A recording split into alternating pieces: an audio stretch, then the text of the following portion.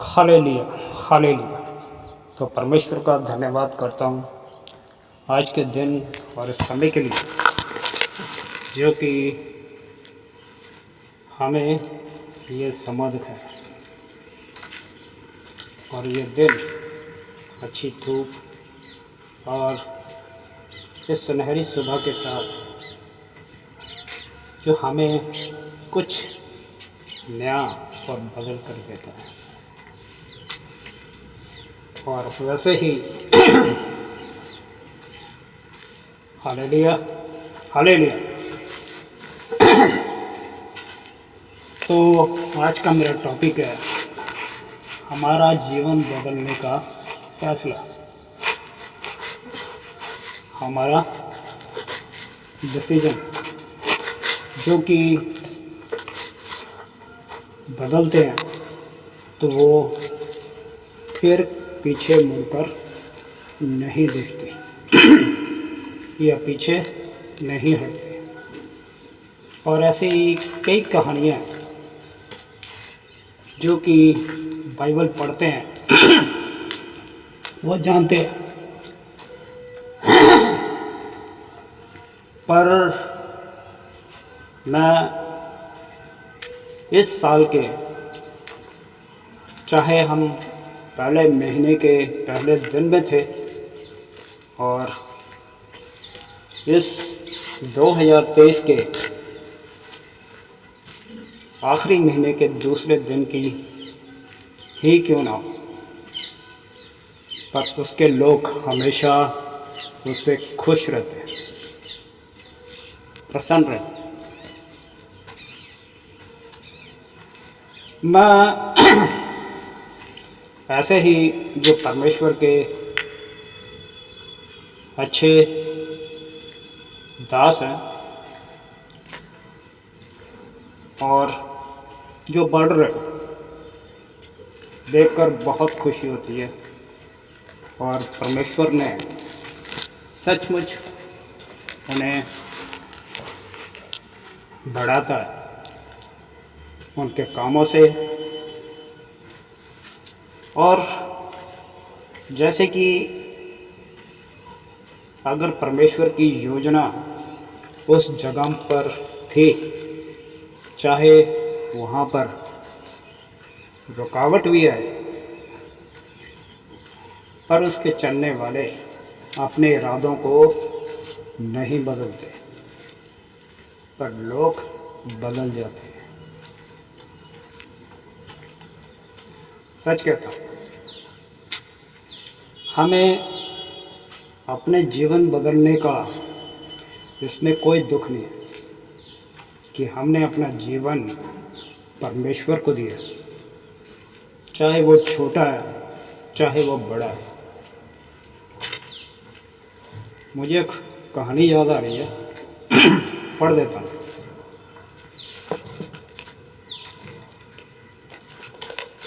Hallelujah कहें, सारे बोले हालेलुया, हालेलुया, हालेलुया। तो हम मत्ती का चैप्टर निकालेंगे।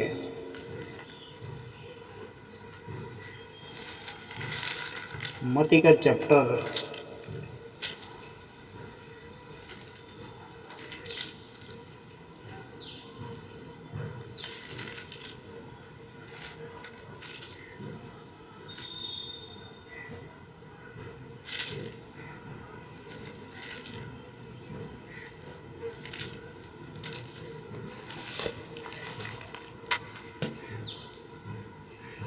20 अध्याय, मत्ती 20 अध्याय, जहाँ परमेश्वर अदन बाग का वो दृश्य याद आता है,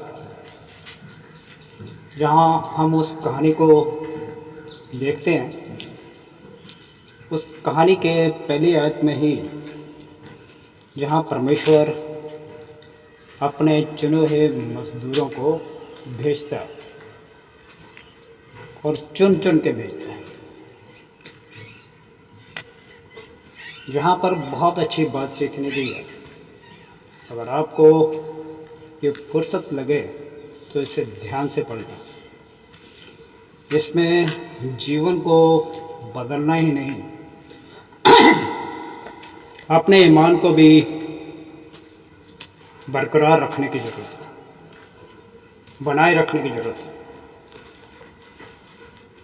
अगर आपका परिवार आपके साथ नहीं है तो इसका दुख कभी ना करें। आप उसके लिए दुआ करें और उसके हाथों में छोड़ और उसके लिए व्रत प्रार्थना भी करें और उसे परमेश्वर के वचन बोलते रहें बार बार। परमेश्वर का वचन एक मोहर की तरह काम करता है और इस मोहर का जो बदलना ये पक्का है, एक चिन्ह है जो परमेश्वर ने हमारे लिए प्रतिज्ञा की है। पर हमें चलने की ज़रूरत है, बने रहने की ज़रूरत है। पर आज लोग अपने परिवार को या दूसरों को नीचा दिखाने के लिए ही कभी बदलते नहीं। ऐसा ही है, सच कहते हैं। पर हमें इस बात का मान होना चाहिए कि परमेश्वर हमारे साथ सदा चलता है और परमेश्वर जो उस अदन में हम लोगों को जो काम लगाया था, क्या था? अब अगर हम चर्च में जाते हैं तो हमारे चर्च में कुछ काम बांटे गए, पर हम उसके लिए समय से देरी पर पहुंचते हैं। ये परमेश्वर को सही नहीं लगता, अच्छा नहीं। अगर हम अपने समय के पाबंद हैं, अपने कामों के लिए जो गहराई से अगर इन बातों को अगर सोचते हैं तो हमें परमेश्वर की बातों को भी पूरे भय के साथ लेना चाहिए और ईमानदारी से, कि परमेश्वर ने हमें कामों पर एक मजदूर की तरह, एक दिहाड़ी करने वाले के समान हमें कुछ वर्ग बांटे, अलग अलग, हर एक हिस्से, हर एक अंग, छोटा हो या बड़ा। अगर कहें कि हाथ की छोटी उंगली कोई काम नहीं करती, पर जब उसे चोट लगे या दर्द हुए तो सारा हाथ, सारा शरीर उसे बेजान हो जाता है, कमज़ोर हो जाता है। उसके होने ना होने से कोई फर्क नहीं पड़ता। पर हमें इस बात को जोर नहीं देना चाहिए। हो सके तो उसके लिए उसे समझाएं या प्रार्थना करें, मगर विवाद, बहस में ना जाएं, क्योंकि शैतान ने हमारे मनों को हमेशा इस ताक में रहता है कि वो हम कोई ना कोई गलती कर जाते हैं। पर हमें यहाँ पर गलती को बचाए रखने के लिए वचन बताता है कि हमें उसके आने तक बने रहने की ज़रूरत है। चलो मैं आपको वचन की ओर ले जाता हूँ। बहुत अच्छा वचन है।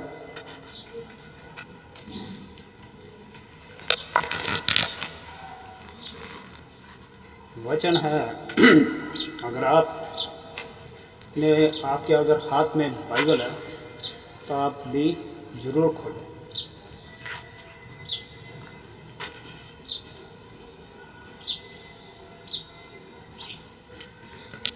इसमें लिखा है तीतुस 2:12। इससे हमें तीतुस नए नियम से है, तीतुस 2:12। इससे हमें सीख मिलती है कि हमें परमेश्वर विहीनता को ना नकारे।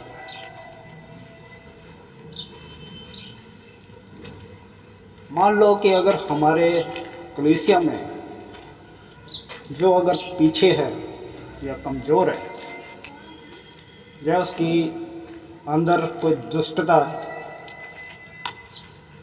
कुछ भी कह लो, कुछ बातों में कमज़ोर है, तो हमें उसे नकारना नहीं चाहिए। इसकी कमजोरियों से और संसारिक बातों से हमें पाबंद रहना चाहिए। ऐसे जीवन जिए जो सीखें पूरी तरह, जो वो परमेश्वर के भलाई में हो और उसकी महिमा से पूरी तरह भर जाए और पवित्र रहे। ये बहुत जरूरी है। मानता हूँ बहुत मुश्किल है, पर उसके लिए एक आसान रास्ता है। कुछ बातें हमारी प्रार्थना और वचन से नहीं, बल्कि वो परमेश्वर के व्रत से टूटती है, उपवास से, परमेश्वर के उपवास से ख़त्म होती है, वो कमज़ोर हो जाती है। और वचन ये बताता है इब्रानियों की 9 अध्याय में कि फिर वो हमें परमेश्वर के लहू में वो शुद्ध कर देता है। और आज इस दुनिया में और इस उम्मीद से जो उस दिन के लिए, आने वाले दिन के लिए हम प्रतीक्षा करते हैं, इंतज़ार करते हैं कि वो हमारा परमेश्वर और उद्धारकर्ता यीशु मसीह जो हम पर प्रकट, उसकी महिमा, उसके गुण जो हमारे अंदर देखने चाहिए। हालेलुया। आप इसकी 12 और 13 आयत ध्यान से पढ़ें तो आपको ये समझ में आएगा। पर हमें पढ़ना ही नहीं है, हमें अपने जीवन में भी लागू करना है। अगर नहीं होता तो उसके लिए हम उपवास रखें, प्रार्थना करें। पहले प्रार्थना, अगर प्रार्थना नहीं तो वचन, वचन नहीं तो प्रार्थना और वचन, जो दोनों नहीं तो प्रार्थना, वचन और उपवास से ही हमारा जीवन शुद्ध और पवित्र हो सकता है। फिर ही हम अपने कलीसिया में बने रहेंगे और कायम रहेंगे। सच कहता हूँ। फिर यहाँ पे बताता है कि जो परमेश्वर ने अपने अदन में अपने चुने लोगों को, अपने मज़दूरों को जहाँ पर काम लगाया है, मत्ती की उसी कहानी को पढ़ेंगे जहाँ परमेश्वर ने अदन बाग में अपने मज़दूरों को लगाया।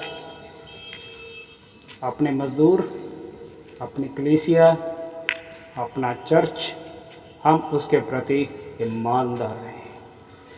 वफादारी मांगो, अपने परिवार को इकट्ठा करो, कोशिश करो पहले खुद बदलें फिर दूसरों को बदलें। कोशिश जो हमारी हर एक दिन की है, जिस तरह सर्दी में धूप कितनी अच्छी होती है, हम उसके आगे बैठने के लिए भी बहुत इच्छा रखते हैं, पर कई बार ये धूप नहीं आती और कई बार बहुत दिन लग जाते हैं, कम से कम 3 से 5 दिन भी लग जाते हैं। अब तो बड़ा दिन भी इस महीने के आखिरी महीने में जो हमारे लिए अहम है, पर इन दिनों में भी शायद धूप कम ही निकलती है, पर महीने में हमारे इसमें ज़्यादा सर्द और मौसम बना रहता है कि जो कि हम धूप को भी नहीं देख पाते। व्यस्त होने के कारण भी हम अपने परिवार को नहीं देख पाते, ना ही हम उनकी संभाल करते हैं, ना समझाते हैं, पर हमें रोज़ परमेश्वर के वचन के साथ मोहर करना है और उसके लिए ही हमें ये दावा करना है, तो ही परमेश्वर का वचन हमें एक मोहर की तरह और अपने परिवार को जो सुखी और अनंत जीवन का वारिस बनाएगा। हालेलुया। तो सचमुच हमें इस मजदूर के जीवन में दाखिल होने की ज़रूरत है। अगर उस स्वर्गीय अगन में स्वर्ग में दाखिल होना है तो पहले इस धरती के अदन में और कलीसिया में हमें दाखिल होने की ज़रूरत है। हालेलुया। तो सचमुच हमें परमेश्वर इन वचन से, इस वचन के साथ हमें सिखाता कि वो हमसे बहुत प्रेम करता है और सुबह के दिन की तरह जो हमें अपने जीवन को बदलने की ज़रूरत है। और परमेश्वर हमसे चाहता है कि हम अपने जीवन के इस चुनाव को जो कभी दुखी ना हो। Hallelujah, hallelujah. हम दुखी ना होए। अगर हम इस वचन को, अगर मत्ती की इस कहानी को ध्यान से पूरी तरह पढ़ लें तो आपको इस कहानी का अर्थ सही तरह समझ में आ जाएगा। उसमें बताता है कि जो कि कुछ विश्वासी जो कि पहले चुने जाते हैं और कुछ जैसे आने वाले अंत के समय में जिस तरह प्रभु सूली पर था और 2 डाकू उस समय उसके आसपास थे, पर जाते जाते उस समय एक डाकू ने जो वो तौबा की कि वो स्वर्ग का हकदार बना। इस कहानी में भी ऐसा ही है, जो अंत में सांझ ढलने के समय प्रभु उस समय भी जाते हैं और पहले भी जाते हैं, जैसे सुबह उस मौके पर उन भीड़ में, उन बाज़ारों में वो लोगों को इकट्ठा करते हैं और फिर शाम को जाते हैं, दोपहर को जाते हैं और शाम के जाने वालों को भी जो उस स्वर्ग की ओर सबको खींचने की एक कोशिश दिखाते हैं कि हमें इस कोशिश के साथ जुड़ने की ज़रूरत है। हालेलुया। और हमें इस स्वर्ग की कोशिश के लिए हमें ईमानदार होने की ज़रूरत है। जो परमेश्वर के साथ हमने ज़ुबान की है, एक अठन्नी जो हमारे ईमान को दिखाती है, हमारी वफादारी को दिखाती है, हमारे प्रेम को दिखाती है। ये नहीं कि वो अंत के समय में आया है तो वो छोटा है। इस तरह के भेदभाव को छोड़ दो कि मैं 5 साल से हूँ या मैं 10 साल से हूँ मैंने यह सारी बाइबल पढ़ी है या मैं कलीसिया के लिए प्रार्थना करता हूँ, तो ये सब जो प्रभु के समक्ष ये सारी बातें व्यर्थ हैं, वो नाकाम है।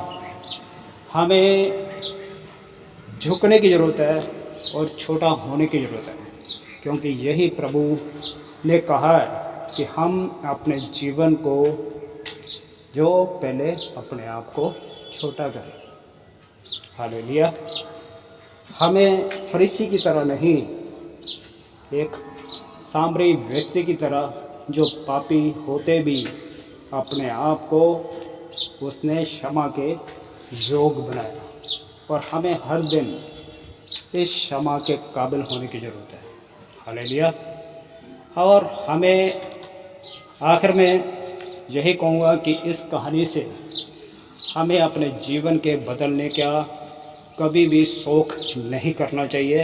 हालात हमारे किसी तरह के भी हो, पर परमेश्वर के आगे और अपने दास के सामने हमेशा हाजिर रहें, उसकी सेवा में, और इस बात से कभी नखेदी ना करें, मनाही ना करें कि मैं नहीं आऊँगा।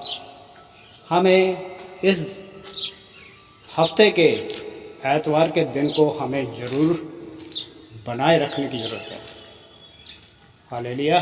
तभी हम परमेश्वर के सच्चे मज़दूर और सच्ची कलीसिया बन सकते हैं। वो 7 तारे तभी हो सकते हैं जब हम एक मन और एक मत होंगे। हालेलुया। तो हमें ये ऐसी ही बातों को छोड़कर जो पीछे हैं उनको भी आगे लेने की ज़रूरत है। हालेलुया।